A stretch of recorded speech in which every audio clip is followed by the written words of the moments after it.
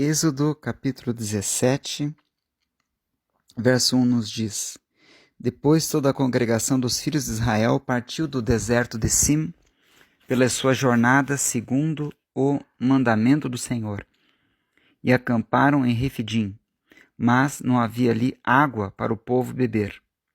Então contendeu o povo com Moisés e disse: Dai-nos água para beber. E Moisés lhes disse: Por que contendeis comigo? Por que tentais ao Senhor? Tendo, pois, ali o povo sede de água, o povo murmurou contra Moisés, dizendo: Por que nos fizeste subir do Egito para nos matares de sede, a nós e a nossos filhos e ao nosso gado? E clamou Moisés ao Senhor, dizendo: Que farei a esse povo? Daqui a pouco me apedrejará.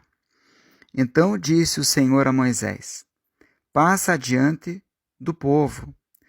Toma contigo alguns dos anciãos de Israel, e toma na tua mão a tua vara com que feriste o rio, e vai. E eis que eu estarei ali, diante de ti, sobre a rocha, em Horebe. Então tu ferirás a rocha, e dela sairão águas, e o povo beberá. E Moisés assim o fez diante dos olhos dos anciãos de Israel. E chamou aquele lugar Massá e Meribá, por causa da contenda dos filhos de Israel, porque tentaram ao Senhor, dizendo: Está o Senhor no meio de nós ou não? Outro texto que é o mesmo, só que é paralelo no outro livro, em Números 20, falando da mesma história, nos dá mais elementos de entendimento. Diz Números 20, verso 7 em diante, acerca do mesmo episódio, só que no outro livro. E o Senhor falou a Moisés, dizendo: Toma a vara e ajunta a congregação. Tu e Arão, teu irmão, falai a rocha, perante os seus olhos, e darás sua água. Assim lhes tirarás água da rocha, e darás a beber à congregação e aos seus animais. Então Moisés tomou a vara de diante do Senhor, como lhe tinha ordenado. E Moisés e Arão reuniram a congregação diante da rocha. E Moisés disse-lhes: Ouvi agora, rebeldes, porventura tiraremos água desta rocha para vós? Então Moisés levantou a sua mão e feriu a rocha 2 vezes com sua vara.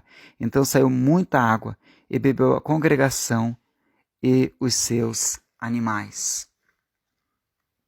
Esse texto da palavra do Senhor nos dá um ensinamento nas suas linhas que nós não sabemos lidar. O ser humano não sabe lidar com os hecatombes da vida. Não sabe lidar com tempos de dificuldade e tragédia e luta e dor. Não sabemos lidar. Antes, quando lidamos humanamente, com ações humanas, estas ações meramente humanas nos levam a saídas piores, a situações mais catastróficas, e acabamos, no afã de procurar resolver situações difíceis da vida, acabamos por ficar esgotados, angustiados e pioramos os nossos problemas. O estado das coisas fica mais difícil e o caos apenas aumenta todas as vezes que procuramos por nós mesmos soluções humanas para crises humanas. O coronavírus, que hoje se espalha pelo mundo como uma onda, nos mostra que o ser humano não sabe lidar com os problemas da vida. O primeiro caso desse vírus foi detectado em hospitais da China no dia 1º de dezembro de 2019. Se o governo chinês, se o ser humano soubesse lidar com os hecatombes da vida e agisse certo, a epidemia não ia nem deixar a China. Aliás, ela jamais seria pandemia. Ela seria, no máximo, um surto. Ela ia morrer ali mesmo, em Wuhan. E ia ser apenas um problema local. Ou talvez como o que foi mitigado pela H1N1. Porém, o homem não sabe lidar com as suas dores, traumas, necessidades e problemas. Pelo contrário, o afã de fazer as coisas sem Deus tem levado o homem, no contexto que vivemos e historicamente, somente a problemas maiores. E até no microcosmos de cada um de nós, quando resolvemos sem Deus, com certeza, o resultado vai ser crises piores que aquela que se tenta vencer. Nesse texto, aconteceu isso. Eles chegam a Moisés, como você vê ali no texto, que lemos tanto do texto do Êxodo 17 como o texto de Números 20. Em todos esses textos, eles chegam para Moisés com murmuração, com pânico, com desespero, com angústia.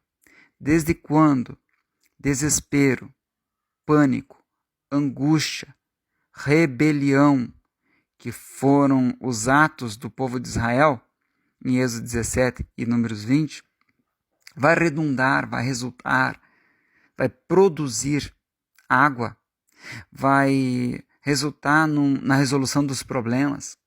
Não.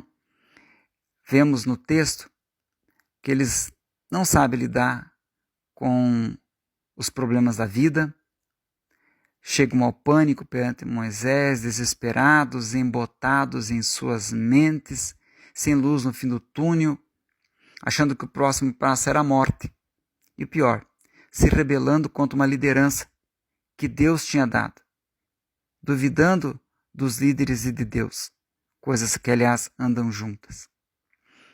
Uma série de erros cometidos por esse povo anteriormente, como vimos na mensagem passada, os levou a estarem numa situação surreal de sede no deserto, em que a morte rondava o arraial hebreu. Só que o texto diz e mostra que os homens, isso vai ser uma tônica da palavra, não sabem lidar com os hecatombes da vida, com as crises da vida, com os problemas da vida. Nós vemos que o povo de Deus, na sua palavra, sempre vivenciou períodos de grandes lutas, como nós hoje, que somos do novo Israel, estamos vivendo um tempo surreal. É um tempo que desequilibra, é um tempo que vemos líderes desanimados, pastores cansados, obreiros sem perspectiva, crentes desesperançados. É um tempo que tudo que olhamos em nosso horizonte é apenas à espera de uma nova onda, como uma reverberação negra dos efeitos dessa moléstia que abate todo mundo. E as perspectivas de economistas, políticos e estudiosos é que algo pior vindo do coronavírus, que a matança que ele está produzindo, venha o desemprego, a recessão econômica, a violência, o exército nas ruas, governos caindo. Mas temos que entender que o que hoje estamos vivendo, do Gênesis ao Apocalipse, você vai ver o povo de Deus vivenciando períodos negros, como o que nós vivemos. E como nós não sabemos lidar com os hecatombes, com os problemas, com as angústias, com as dores que vêm isso é uma tônica da palavra que evidencia isso. Devemos estar atentos a essa palavra. O povo do Senhor, o Israel de Deus, os discípulos, a igreja primitiva, sempre tiveram lutas homéricas. Quando Paulo, apóstolo, escreve a Timóteo em sua segunda epístola, dizendo a toda a igreja, através da sua missiva, que era para eles virem até a prisão onde Paulo estava ali prestes a morrer, porque Paulo estava apenas com a presença de Lucas ali, e ele pede para que todos os seus colegas venham ali, todos os seus irmãos de ministério venham até ele para dar uma força, um apoio, levar uma roupa para ele porque ele estava passando por frio também. O atendimento desse pedido de Paulo era algo assim muito difícil de ser realizado. No filme, que aliás vale muito a pena os irmãos verem, Paulo Apóstolo, que é um filme de 2019, mostra bem esse momento quando Paulo escreve a Timóteo na sua segunda epístola, sua última carta, prestes a morrer, que o período ali vivenciado era a grande e a pior perseguição que a igreja primitiva teve, de Nero. O começo do filme, e aquilo é um fato histórico, os discípulos vão se reunindo para ver Paulo e eles começam a ver cruzes com os cristãos incendiados. Os cristãos estavam sendo perseguidos e eles eram incendiados em praça pública. Então, cruzes com corpos carbonizados da perseguição romana à igreja primitiva eram vistos, eram vislumbrados, eram observados por aqueles que se ajuntavam para dar adeus a Paulo Apóstolo, porque ele não ia sair daquela prisão com vida desta vez. Era uma situação surreal, uma situação muito difícil, uma situação mais difícil que a vivenciada por nós hoje. Mas estava acontecendo isso, Deus permitiu. Tal qual no dia de hoje, Deus está permitindo o que está acontecendo. Jeremias também, veja, no tempo de Jeremias, o Israel de Deus estava cercado pelo exército da Babilônia. Ninguém saía e ninguém entrava. Os campos estavam longe e o alimento dos campos não entrava na cidade, onde Jeremias estava ali acuado em Jerusalém com todo o Israel de Deus, cercados pelo poderosíssimo exército babilônio. A fome começou a apertar a um nível que o livro Lamentações foi escrito nesse período e é o livro mais triste da Bíblia.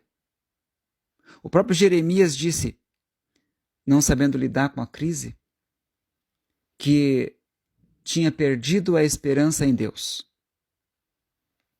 E, nesse episódio, o nível de dor e aprofundamento da crise foi tão grande que o canibalismo foi uma prática que começou a ser adotada naquela crise, em que as pessoas que morriam viravam literalmente alimento para o povo que ainda estava vivo.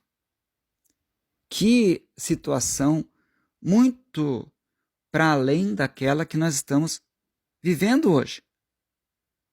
Como sair de tamanhas crises? O homem não sabia sair da crise.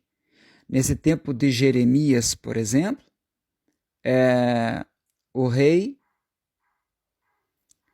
de Israel na época, não ouvindo Jeremias, contrata o faraó do Egito para lutar contra os babilônios e faraó não dá conta.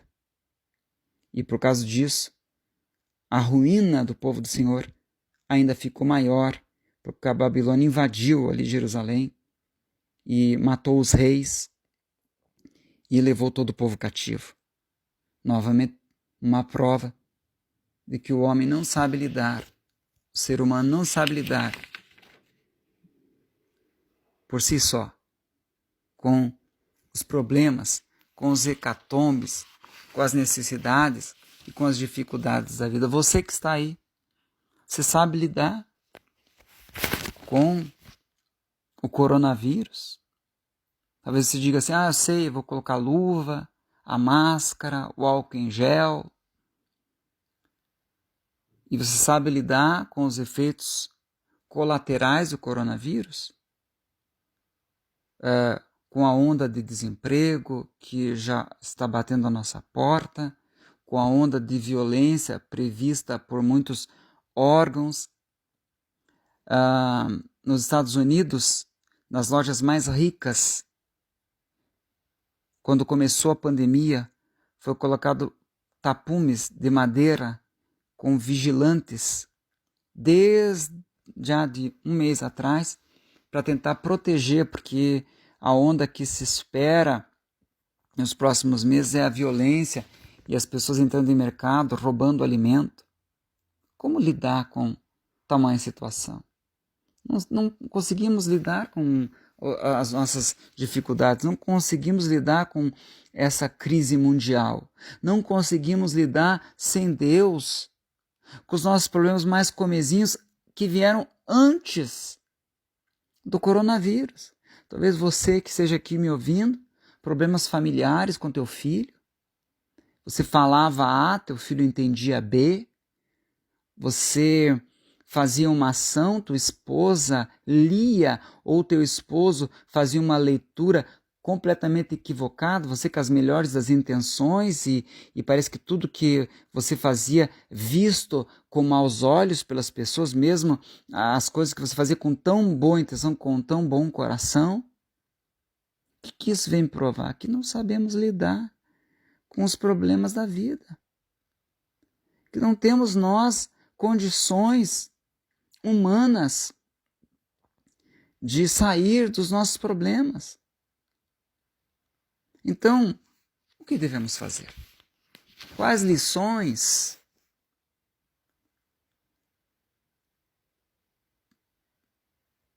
vêm desse texto da palavra do Senhor? Que mostra, primeiramente, que não sabemos lidar com os hecatombes da vida, com as lutas da vida, com os tsunamis existenciais que nos arrebatam. Primeira realidade, temos que fazer a coisa certa. Temos que, nesse texto da palavra de Deus, tirar as lições, já que o texto evidencia que o homem não sabe fazer a coisa certa, não sabe sair das crises sem Deus. O que fazer, segundo o texto da palavra de Deus, para sairmos das crises incólumes e vencermos, tanto no nosso microcosmos, de brigas no lar, problemas financeiros, problemas empresariais, problemas de saúde, problemas com pais, problemas na igreja, com o ministério e em tantas áreas. Primeiramente, vemos que esse povo aqui, eles se uniram e foram juntos à rocha. Tanto em Números como no Êxodo 17, que fala do mesmíssimo assunto, é interessante como a palavra do Senhor usa de uma forma até assintosa aqui a palavra povo. O texto bisa, o texto repete de uma forma muito grande a palavra povo. Em todos os versículos, não dizia que era uma ou outra pessoa que ia a Moisés. Esse povo pode ter errado, não sabendo lidar com os hecatombes da vida, murmurando contra Moisés, querendo brigar com Moisés. A contenda não pode gerar nada de bom, mas havia uma coisa interessante aqui nesse povo que o texto evidencia e que é uma das principais razões do começo do agir de Deus é quando nos tornamos um. O verso 1 diz que não havia água para o povo. Verso 2, contendeu o povo. Eles se uniram até para fazer o que não prestava. Verso 3, tendo ali o povo sede. E quando eles falam no próprio verso 3, eles só usam a terceira pessoa do plural. Porque você quer nos matar de sede? A nós, nossos filhos e nosso gado? Sempre nós, não é eu. Eles não falaram eu. Eles não foram individualistas. Eles foram coletivos, eles foram unidos. E se você vê todos os demais versículos, do verso 1 até o verso 7, que encerram de Êxodo 17, a palavra povo vai estar em todos os versículos. Por que esse bizarro da palavra do Senhor tão exagerado? Porque Deus começa a fazer na minha e na tua vida quando nós somos um. Quando as pessoas olham para nós e não veem o teu filho ou a tua filha, ou você, teu esposo ou tua esposa, mas quando eles veem uma família. Quando Deus olha e vê que não tem filho de um lado, esposa do outro, esposo do outro lado, filha do outro lado, brigas e desunião, mas Deus vê família, Deus vê povo, Deus vê a empresa, todo mundo se unindo, Deus vê nação. Quando as individualidades se perdem para uma unidade que faz uma coletividade, Deus começa a agir. Deus começa a agir na igreja primitiva quando se perderam as individualidades e a palavra igreja apareceu. Quando você vai ver a multidão unida, você vai ver na Bíblia, Deus começa a agir. As ações divinas começam a partir de unidade. É por isso que é o povo em tantos versículos. Porque Deus, quando há uma união, a Bíblia diz que Deus se une aos que se unem. Aliás, Deus se separa dos que se separam e se une aos que se unem. É uma tônica da Bíblia, do Gênesis ao Apocalipse. Deus vai dizer que, por exemplo, em o Salmo 133, que fala quão bom e quão suave é que os irmãos vivem em união, é o salmo que diz que quando o povo se reúne, Deus ali opera e ali ordena a bênção. Onde ele ordena a bênção? Na coletividade que se une e se torna um. Você vai ver promessas de Deus na unidade. Você vai ver que as quedas humanas na Bíblia estavam quando as pessoas se isolavam. E até aquele texto da palavra do Senhor, que é muito vivo, que o diabo, na epístola de Pedro, que o diabo anda em derredor, bramando como leão, buscando a quem possa tragar. O leão brama a fim de que o rebanho se disperse, em que a coletividade do rebanho comece a surgir a individualidade de uma ovelha, de um de um animal que sai do rebanho e, uma vez isolado, então ele é atacado pelo leão. O diabo que ruge nesse texto da primeira epístola de Pedro, buscando a quem possa tragar, o rugir, que é o medo que ele impõe, é para que a pessoa busque a individualidade. É o marido que estou nessa crise financeira, sem minha família saber, vou vender o carro para botar comida dentro da casa. Só que ele não participou, a família, desse ato que ele vai fazer. Está errado? Ou aquela esposa não fala para o marido, está nessa crise, vê o marido tão desanimado, angustiado, fica desesperada, vai e toma um empréstimo mortal com um agiota que vai lhe arrancar futuramente o couro. E ela faz isso e só fez isso porque ela não perguntou a filho, esposa ou esposo, enfim, que ia fazer esse ato. Sempre vai dar errado quando estamos sozinhos. Sempre vai dar errado quando a pessoa que está no corpo da igreja, sem ninguém saber, sai do rebanho do corpo da igreja e começa por si só, sem falar para ninguém, na sua atitude individualista, procurando resolver os hecatombes da existência. Sempre vai ser problemático. Sempre Satanás vai procurar isolar. O maior alvo de Satanás é primeiro isolar. Dividir para conquistar é a grande proposta satânica. Foi assim com Eva.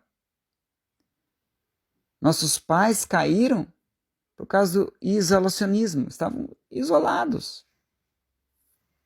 Eva, de per si, sozinha, sem falar com o marido, sem falar com Deus, vai até a árvore e encontra no caminho Satanás. Sempre será assim.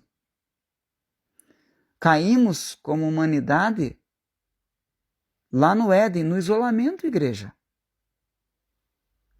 Agora, a palavra de Deus fala que na cruz todos foram unidos e atraídos. Sempre vamos cair isolados. E vamos começar a ser soerguidos na unidade. Aqui o texto fala que o povo se torna um, se torna povo. Não tem ninguém isolado, não. Na história de Israel, Deus faz a sua obra unindo o seu povo. É a primeira determinação de Deus. Nesse texto aqui, Êxodo 17, claramente, Deus primeiro une o povo. O povo. Nas oportunidades em que servos de Deus não estavam coesos, primeira medida divina, reúna o povo. Reúna a igreja. Reúna os líderes. Sempre em unidade.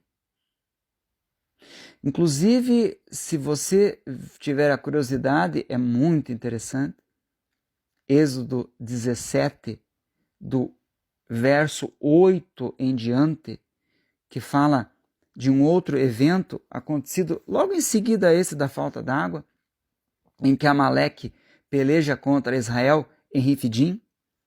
Você vai ver que a primeira providência vai ser a unidade. E não só a unidade, é um texto que fala tanto sobre unidade, que fala que cada uma das pessoas que se uniam faziam alguma coisa, como se fosse um só corpo.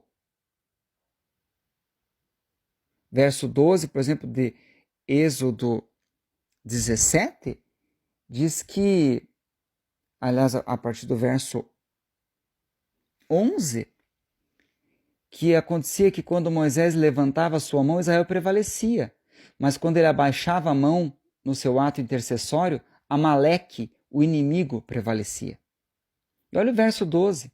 Porém, as mãos de Moisés eram pesadas, por isso tomaram uma pedra, que é o símbolo de Jesus, a puseram debaixo de Moisés, que é o símbolo da liderança, a fim de que ele se assentasse sobre ela, né? O líder tem que estar descansado para Deus agir. E olha o texto interessante. Então Arão e Ur, companheiros de ministério, que eram ali sacerdotes, sustentavam as mãos de Moisés e os braços de Moisés, um de um lado e outro do outro. Assim ficaram as mãos de Moisés firmes, até que o pôr do sol se pusesse. Enquanto isso, diz o verso 13, que Josué guerreava com Amaleque. Um levantava a mão intercedendo, que era Moisés. Companheiros de ministério ajudavam no levantar as mãos, no ato intercessório. Enquanto que Josué lutava ali embaixo, no vale, com Amaleque, derrotando assim. Eles não só se uniram, eles se uniram, cada parte fez alguma coisa. E no bojo das unidades que faziam o que cada unidade deveria de fazer, a vitória foi completa. É assim na tua vida. É assim na minha vida. Como vamos sair do coronavírus? da pestilência, da crise, da recessão, da roda da economia que parou e até ela engrenar de novo, das violências, das ameaças de guerra e do avanço de tantas coisas ruins que você talvez, não no macro, mas no teu microcosmos, você está vendo crescer os inimigos, crescer a sede. Como sair? Meu querido, hoje Deus fala, teu filho tem algo para ministrar, se una a ele. Tua filha tem algo a ministrar, se una a ela. Tua esposa tem algo, ou o esposo tem algo a ministrar, se una a ele. Deus começa a agir, primeiramente, na união, na unidade. Quando o seu povo está unido, ele passa para dizer as demais realidades que precisam ser feitas, a fim de que o Senhor haja de forma poderosa, porque não é o mal que destrói, é quando Deus não age, e Deus não age na divisão. Quando nos unimos, nosso Deus começa a agir. Quando o povo é disperso, a primeira coisa que Deus fala, faça o povo se unir. Depois desse primeiro passo de Deus, que é a união do seu povo, então ele dá as demais diretrizes. Porque sem unidade, nosso Deus não se une a nós. Nosso Deus não é participante das lutas, das desventuras, dos hecatombes da vida, dos quais nós não sabemos agir contra eles. Mas parecemos Dom Quixote de La Mancha contra moinhos de vento. Deus hoje fala para você. Quer o agir de Deus, daquele que pode te dar vitória? Começa a se unir. Ah, estou com essa crise, briguei com a minha esposa ontem. Vá para o joelho. Chegue-se ao Senhor.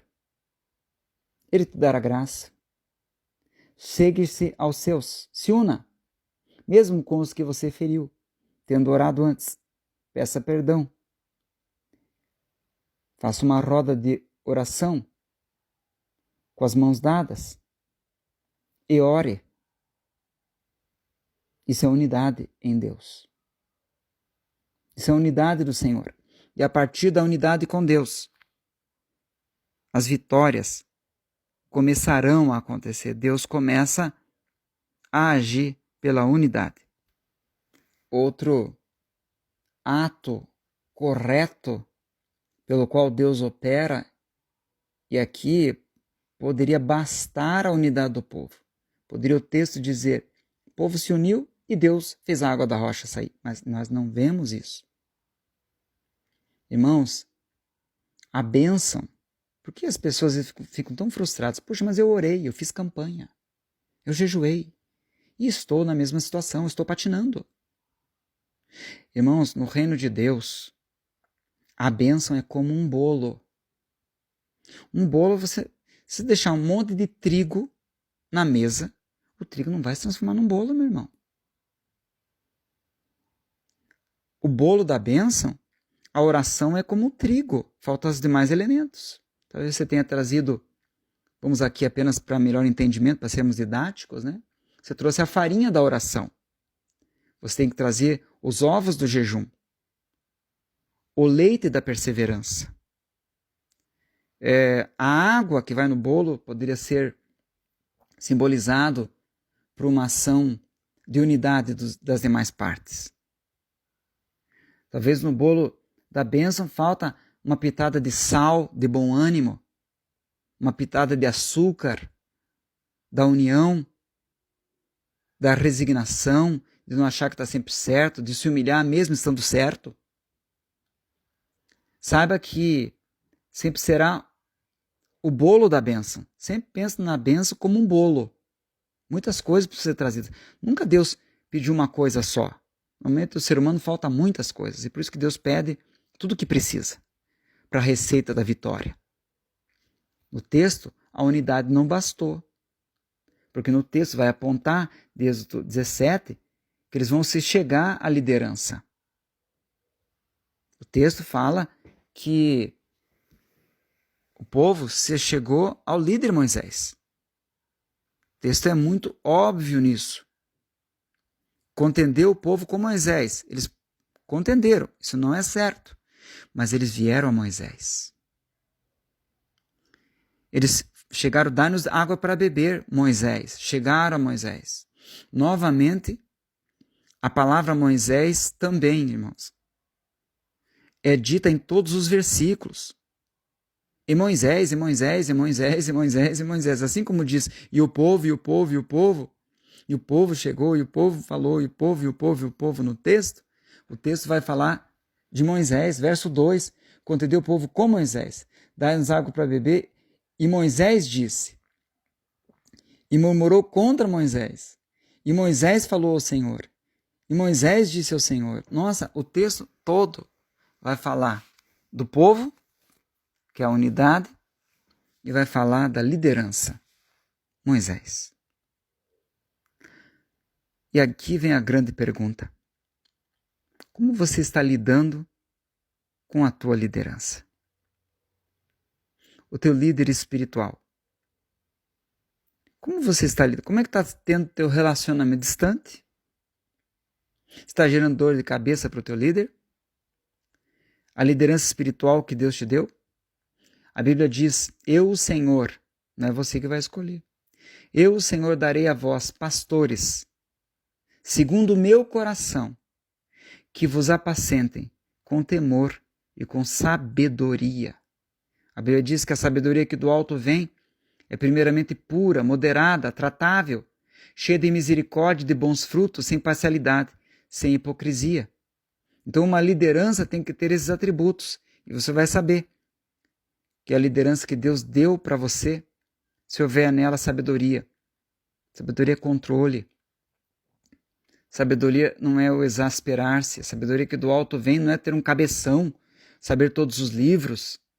A sabedoria que do alto vem é primeiramente pura, moderada, tratável, amável, cheia de misericórdia e bons frutos, sem parcialidade, sem hipocrisia, como bem diz Tiago apóstolo na sua epístola, dizendo o que é a sabedoria de Deus.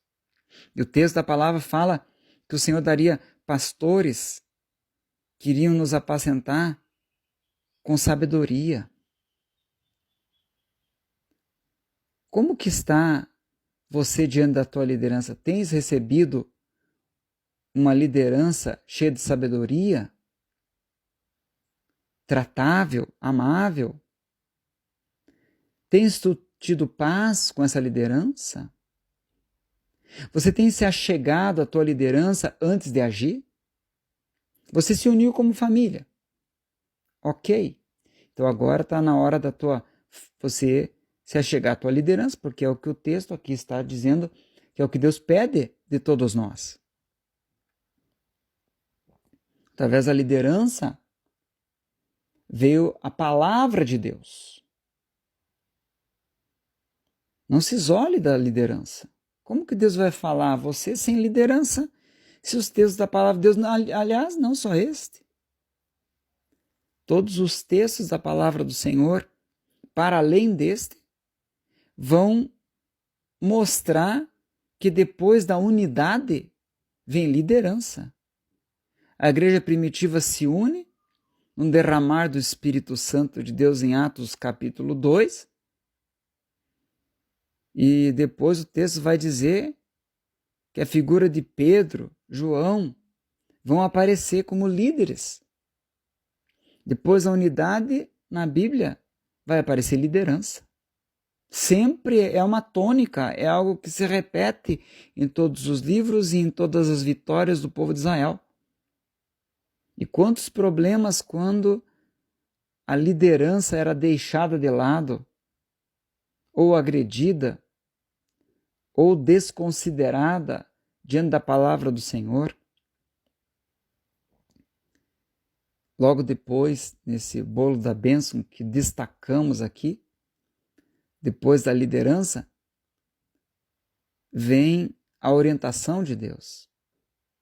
Meu querido, meu irmão, minha irmã, a gente entende que todos estamos sendo abalados no macrocosmos, com essa grande luta, e no nosso microcosmos, porque o macrocosmos, em termos de luta, pandemia, suas consequências, ela se une ao microcosmos das discussões familiares, dos problemas financeiros que vinham antes da pandemia, de questiúnculas, às vezes tão pequenas, que levávamos a tão grande consideração, coisas às vezes tão tolas, e brigávamos por coisas tão sem significado e de tão pouca importância. E vem somando-se os problemas. Mas a orientação divina é passo de vitória. Você está se unindo?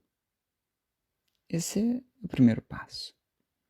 Que caminha-se você até a rocha, onde vai sair água. Segundo passo, você chegou-se à tua liderança. Expôs teu coração amargurado.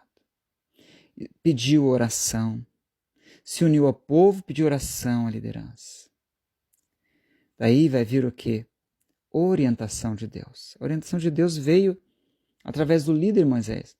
Deus vai usar o líder como boca profética para a tua vida.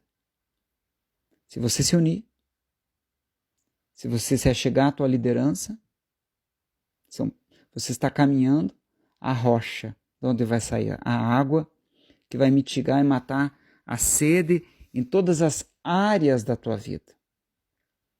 Todos os problemas serão vencidos. Por que os problemas estão de pé? Porque não estamos caminhando à rocha através desses passos. Unidade, chegar-se ao líder. Muitas pessoas não podem nem chegar-se ao líder porque estão magoadas com o líder, ou brigados com o líder, ou fizeram tantas coisas com o líder, ou eu não quero incomodar o líder. Não. Se o Senhor diz, eu vos dei pastores segundo o meu coração, ai do líder que não quiser ouvir o liderado que Deus lhe deu. Ai do pastor que não quiser cuidar da ovelha que Deus lhe entregou na mão. Vai ter que prestar conta e vai ser requerido. Assim como é requerido de nós, que ouvimos essa palavra, essa sentença de Deus, de não irmos aos nossos líderes. Se humilhe diante da tua liderança. Diga, eis-me aqui, meu líder. Participe as tuas necessidades dos santos e do líder. E por fim, que encerra o bolo da bênção ou passos até a rocha, verificamos que a obediência é uma marca forte aqui nesse texto, meu irmão e minha irmã, que está me ouvindo. Porque o povo que nos primeiros versículos murmura, é ríspido, é rijo e rígido com o pobre Moisés, quando ele se acalma desabafando a liderança, as suas dores e suas mazelas, mas desabafaram, pois se calaram, e Moisés disse a eles o que era para fazer, o texto não vai dizer que eles vão se rebelar de novo, o texto não vai dizer que eles foram contra Moisés de novo, não. O texto vai dizer que eles vão humildes, cumprindo todo o mandato, toda a ordem, todo o mandado, todo o mandamento, toda a ordem, todo o desígnio que Moisés, inspirado por Deus, recebendo aquilo de Deus, determinou que era para o povo fazer, e eles foram obedientes ao Senhor. As bênçãos de Deus, elas acontecem apenas em ambientes de obediência. Deuteronômio 28 diz que todas as bênçãos do Senhor virão se obedecerdes os mandamentos. E diz que todo mal virá, no próprio Deuteronômio 28, a partir do verso 16 em diante de Deuteronômio 28, que todos os males virão a partir de desobediência. O povo de Israel vagou pelo deserto até toda uma geração morrer durante 40 anos por causa de desobediência. O povo de Deus, no livro de Juízes, teve os inimigos que se levantaram, se tornando mais fortes, por causa que eles desobedeceram a Deus. O povo de Israel foi para o cativeiro durante 70 anos, porque durante séculos desobedeceu a Deus. Homens e mulheres da Bíblia, e até a primeira queda dos nossos pais e todo o pecado que há no mundo, veio o quê? Da desobediência. O que Eva e Adão fizeram? Desobedeceram. E todo o mal do mundo, olha o que está acontecendo por causa de desobediência. Quer abismar mais as tuas crises? Quer até, e que Deus nos guarde disso, ter mais destruição? É desobediência. Desobediência ao mandado de Deus. Deus faz arder o teu coração com essa palavra aqui que você está ouvindo? Está ardendo o teu coração com essa palavra? Será que essa palavra desobediência está como uma ferida aberta, purulante, enfebrada na tua consciência? Quem você está desobedecendo? Está desobedecendo a Deus? Deus falou, teu coração foi claro, você está desobedecendo? Ou você está patinando na obediência, que também é desobediência? As pessoas pediram, os líderes pediram, os irmãos pediram, as pessoas de autoridade, pai e mãe, que são líderes espirituais, pediram e você não está fazendo? Teu caminho com a tua liderança espiritual, pai em casa, mãe em casa, ou patrão no trabalho, ou autoridade policial, ou eclesiástica, você não está bem com essa autoridade e você também está desobedecendo a Deus? Devemos cuidar, porque no reino de Deus só existe o bolo completo. Quando faltam ingredientes, não tem bolo da mesa. Quando você pode talvez ter dado o passo da unidade, falou com a tua família e confabulou as realidades que está vivenciando, talvez tenha chegado à liderança também, falado depois acerca dos problemas que está tendo. Talvez você tenha, então, tido uma orientação de Deus, mas você parou nessa caminhada até a rocha no passo obediência. Se você não der todos os passos até a rocha, você não vai chegar na rocha. E o texto fala que quando o povo chegou na rocha, a água veio da rocha. O mundo que hoje estamos vivendo não sairá da pandemia, que é fruto de uma série de erros humanos, sem uma série de acertos embasados nestes passos e nesses princípios que aqui afirmamos. A igreja não sairá, mesmo sendo igreja, mesmo sendo Israel de Deus, porque aqui era Israel de Deus que estava dando todos esses passos até a rocha. Era Israel de Deus que estava com sede, era Israel de Deus que estava prestes a morrer. Mas teve que, além de ser Israel de Deus, se unir, chegar a essa liderança, pedir a orientação de Deus e tê-la. Devemos insistir até ter a orientação de Deus. Não fazer nada sem a orientação de Deus. E por fim, obediência. Com todos esses passos, eles chegaram até a rocha. São passos espirituais, mais do que físicos. Na vida, um passo até a água que vai matar a tua sede em determinada área, vem da unidade. Segundo passo, liderança. Você não está tão longe da rocha. Outro passo, orientação de Deus. Outro passo, obediência. Não pode parar no caminho. O que está faltando? Precisa dar todos esses passos, comece a dá-los. A igreja não sairá dos seus problemas, mesmo sendo igreja, sem uma série de acertos que apontamos aqui. Em 2 Crônicas 7,14, texto famoso. Se o meu povo, que se chama pelo meu nome. Daí fala ali, poderia ser, pronto, agora eu vou abençoar, já que é meu povo. No texto não fala, é 2 Crônicas 7,14, leia lá na Bíblia. Primeiro ele fala se humilhar. Ó quantos ingredientes do bolo da bênção. Depois fala orar, buscar a minha face. Tem mais ingredientes, Senhor? Tem. Se converter dos seus maus caminhos. Daí depois que a pessoa trouxe todos os ingredientes do bolo da bênção, Deus fala, então eu ouvirei do céu. Perdoarei os pecados e sararei a terra ferida. A igreja não sairá dos seus problemas sem uma série de acertos que apontamos aqui, não nós, mas o Espírito Santo, porque essa mensagem é para todos nós.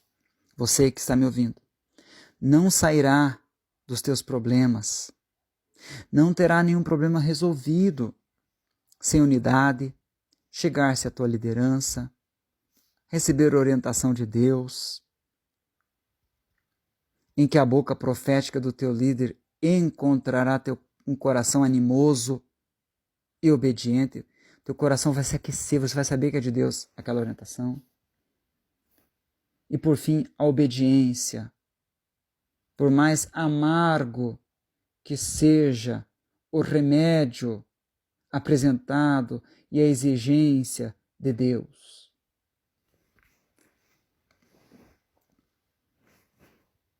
As soluções, meus irmãos, que virão após o coronavírus para assegurar que o mundo não passe de novo por algo parecido, será tirar boa parte, na verdade grande parte, da liberdade das pessoas, mesmo em países democráticos. O que dirá de países totalitários, de governos totalitários? Para você ter uma ideia, já está acontecendo na Alemanha democrática. Ela soltou decretos, você pode pesquisar, decretos presidenciais, decretos do parlamento alemão, mais poderosos que a própria Constituição alemã, restringindo a liberdade dos cidadãos alemães, até com a possibilidade da polícia entrar sem ordem judicial em qualquer lugar, a qualquer hora do dia. E o povo, amedrontado,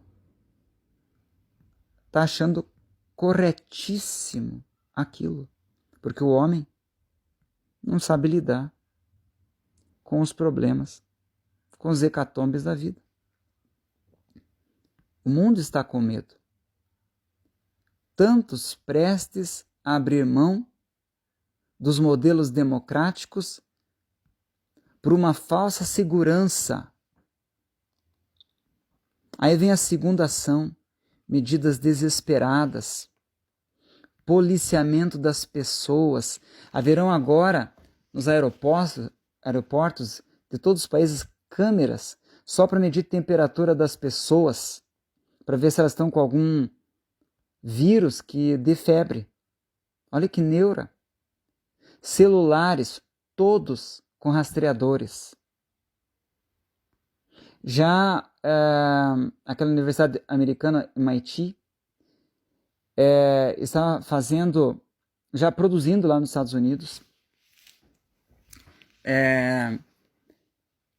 todo tipo de rastreadores a fim de policiar de uma forma incrível as pessoas.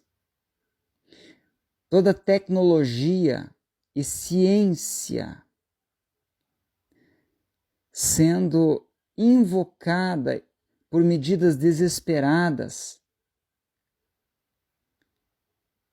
por um mundo mais seguro,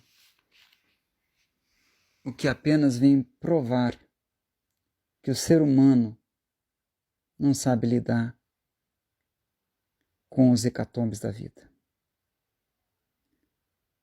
Fazer a coisa errada vai manutenir ou piorar a situação. E se estamos fazendo isso, vendo já isso no macrocosmos, no microcosmos nosso, Não vamos sair do lugar, irmãos. A minha, a tua vida, a nossa vida vai piorar se não tomarmos o que a palavra de Deus hoje e agora está dizendo para fazermos. A saída é através de Deus, e Deus tem essas exigências. Os princípios aqui invocados são os princípios que a humanidade tinha que tomar. Para a humanidade sair da crise do coronavírus, tinha que tomar exatamente essas medidas aqui. Ser unidade. E não um povo querer engolir outro. Não um povo ficar disputando alguma coisa do outro povo. Segundo, chegar às lideranças espirituais. Ouvir Deus. Obedecer. Quão longe, não é? O mundo está de praticar a única saída para chegar até a rocha e ali ver a água sair para resolver todos os problemas do mundo. Quão longe, né? Eles estão fazendo exatamente, o diabo está fazendo as pessoas fazerem exatamente o contrário. Todos esses pontos aqui, que hoje aqui nós confabulamos, trocamos essa ideia com os irmãos, mencionamos nessa pregação, exatamente o que vemos é a humanidade fazer exatamente o contrário. É impressionante. Fazer a coisa errada. No macrocosmos e no microcosmos, na tua vida comezinha, na tua vida do dia a dia, no hall de pessoas que você orbita, fazer a coisa errada, não cumprir esses princípios, ou vai apenas piorar, ou manter a situação calamitosa que você e o mundo vivenciam. O Senhor te chamou para fazer a coisa certa, seguir exatamente esses passos aqui. Há uma ordem de eventos aqui. Os mandamentos de Deus têm uma ordem. Você notou ali que primeiro teve o povo, depois Moisés chegando essa liderança, depois ouvindo Deus, depois obedecendo, né? Esses mandamentos de Deus seguem uma ordem meticulosa, com medidas que vão sendo exigidas, e não são apenas exigências, mas elas são dadas numa ordem estratégica de Deus. É como os 10 mandamentos. A palavra mandamentos é ordem, então são 10 ordens. O primeiro mandamento fala sobre amar a Deus, os primeiros 4 falam sobre amar a Deus sobre todas as coisas, não terás Deus diante de mim, eu sou o Senhor, primeiro mandamento. Você só consegue cumprir o segundo mandamento cumprindo o primeiro. E assim sucessivamente, até o último dos 10 mandamentos, tem uma ordem ali dos 10 mandamentos, são 10 ordens, a palavra mandamento é ordem, os 10 mandamentos são 10 ordens de Deus, em que não só aquelas ordens são dadas, mas elas são dadas num conjunto, né? Numa série que deve ser seguida à risca, naquela ordem ali de obediência, em que, cumprida uma ordem, a segunda ordem só vai ser cumprida porque a primeira foi. É como passos de uma escada que vai subindo. Aqui também. Aqui também. Da mesma forma. Tudo na palavra de Deus traz mandamentos dentro de uma ordem necessária. Lembra-se de Mateus 6,33? Buscai primeiro o reino de Deus e a sua justiça, e em segundo lugar as demais coisas serão acrescentadas. Os textos da palavra de Deus, quando Deus dá um conjunto de ordem, elas têm uma série de ordens que devem ser cumpridas uma após a outra, as quais, seguidas à risca, em sua ordem cronológica, vão acontecendo. Segundo a Crônica 7,14, que já mencionamos, aquelas ordens ali, povo que se chama pelo nome do Senhor, se humilhar, orar e buscar se converter, todas aquelas realidades, é uma série de ordens que devem ser seguidas em sua ordenança, em sua ordem, uma após a outra, em que uma vai dar suporte à outra. E toda essa sequência vai ser necessária um deslinde, que é o bolo, que é o resultado de vitória. Sempre as ordenanças de Deus devem ser cumpridas todas numa ordem de Deus. Hoje Deus fala para você algo que nós queríamos terminar essa mensagem, mas algo que eu preciso falar para concluir. Temos que ser puros nas ordenanças que Deus nos pede e não colocar nada nosso ou nada que as outras pessoas estão dizendo que é para a gente fazer. Poderia aqui o povo ouvir de um ou de outro algo para além daquilo que Moisés determinou que era para o povo fazer. Mas não. O povo simplesmente obedeceu à risca todo o mandato do Senhor, todo o mandamento de Deus, todo o mandado do Senhor. De forma pura, não acrescentando nada e não tirando nada. Não podemos pôr nada e nem tirar nada. Hoje Deus fala para você, parentes, amigos e pessoas estão dizendo para você ir além do que hoje aqui te foi exposto. Não vá. As ordens é a unidade. As ordens é chegar a tua liderança, ter a orientação de Deus e obedecer. Seja puro no cumprimento das ordenanças de Deus, que Deus te pede. Não coloque nada teu. O povo podia pedir tanta coisa. Não, irmão. Deus tem as exigências para você para concluir. Unidade, liderança, orientação e, por fim, obediência. Tem se unido à igreja e família, a um amigo espiritual? Tem agido por conta própria? Tem sido um ronim? Tem se achegado à liderança ou tem sido dor de cabeça para ela? Tem sido orientado ou estás perdido? Deus não está falando comigo. Mas claro, meu irmão. Esse é o terceiro grau da escada. Essa escada não dá para pular o degrau, não. Primeiro, unidade. Depois, liderança. Daí Deus vai começar a falar com você. Tá? Porque tem uma ordem de Deus que deve ser seguida a ordem, que uma dá suporte para outra. É por isso que Deus está pedindo desse jeito. Tem que ser certinho aqui. Daí, e outra pergunta retórica. Tens obedecido?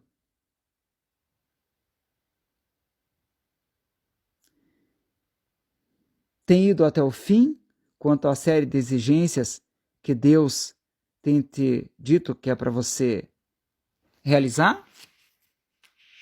É outra pergunta. As bênçãos estão no fim da obediência. Quando tudo que é para obedecer é realizado por nós, na ordem estabelecida com Deus. Daí a bênção vai ser o ponto final. Você pensa que é o fim, mas é o começo de você realizar esses atos, cujo fim, que é o fim desejado, colimado, que Deus quer, é a bênção. Elias, o tesbita, pensou que era o fim, naquela caverna fria, mas Deus tinha mais para ele. Você sabe que não é o fim quando não é glorioso, meu irmão e minha irmã. Veja Gideão. Deus nos desamparou, é o fim, Gideão falou para o anjo que lhe apareceu. Ele disse ao anjo, Deus desamparou, mas o anjo disse, mas espera aí, não é um fim glorioso, logo não é o fim, é uma vírgula. Os discípulos de Emaús falavam para Jesus, Jesus morreu, é o fim. Porém, no domingo de Páscoa, o Cristo vivo, ressuscitado, ceou com eles. E eles voltaram para o fim, que era ser igreja batizada no Espírito Santo. Gente, Deus tem um fim para você, meu irmão. palavra de Isaías fala: eu é que sei que pensamentos tenho acerca de vós, que são pensamentos de bem e não pensamentos de mal, para vos dar um fim glorioso, diz Isaías. Você sabe que você não está no fim se não tem bênção aí. Olha Gálatas 6:9. Não nos cansemos de fazer o bem, porque no fim colheremos. Se você não colheu, você não está no fim. Você precisa caminhar nesses passos, porque o fim é a água da rocha. Tiago 1:2-4. Meus irmãos, considerem motivo de grande alegria o fato de passarem por diversas tribulações, porque você sabe que a prova da vossa fé produz perseverança, e a perseverança deve ter sua ação completa. Você está caminhando, para que no fim você seja maduros e íntegros, não faltando coisa alguma. Outro versículo: nos gloriamos nas tribulações, sabendo que a tribulação produz perseverança. A perseverança, um caráter aprovado, o caráter aprovado, esperança. E a esperança não decepciona, porque no fim Deus derrama seu amor em nossos corações, por meio do Espírito Santo que Ele nos concede. No fim tem o Espírito Santo, Romanos 5:3-5. Ou Filipenses, capítulo 3, 13-14, irmãos, não penso que eu haja alcançado, mas uma coisa faço, esquecendo-me as coisas que para trás ficam e avançando para as que estão adiante de mim, prossigo para o alvo, para no fim ganhar o prêmio do chamado celestial de Deus em Cristo Jesus. Tiago 5, 7-11. Portanto, irmãos, sejam pacientes até que no fim, que é a vinda do Senhor Jesus Cristo, vocês alcanceis. Vejam como o agricultor aguarda que a terra produza a preciosa colheita e como espera com paciência até virem as chuvas de outono e da primavera. Sejam também pacientes e fortaleça o seu coração, porque a vinda do Senhor está próxima, esse fim está próximo. Irmãos, não se queixem uns dos outros, para que não sejam julgados no meio desse caminho. O juiz já está às portas. Irmãos, levem em conta os profetas que falaram em nome do Senhor como exemplo de paciência diante do sofrimento. Como vocês sabem que nós os consideramos felizes aqueles que mostraram perseverança até o fim. Vocês ouviram falar sobre a perseverança de Jó e viram que o fim o Senhor deu para ele, grande bênção, porque o Senhor é cheio de compaixão e de misericórdia. Tiago 5, 7-11.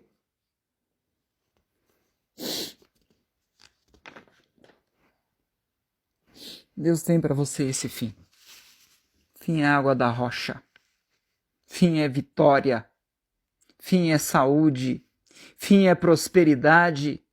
Fim é emprego melhor que o anterior.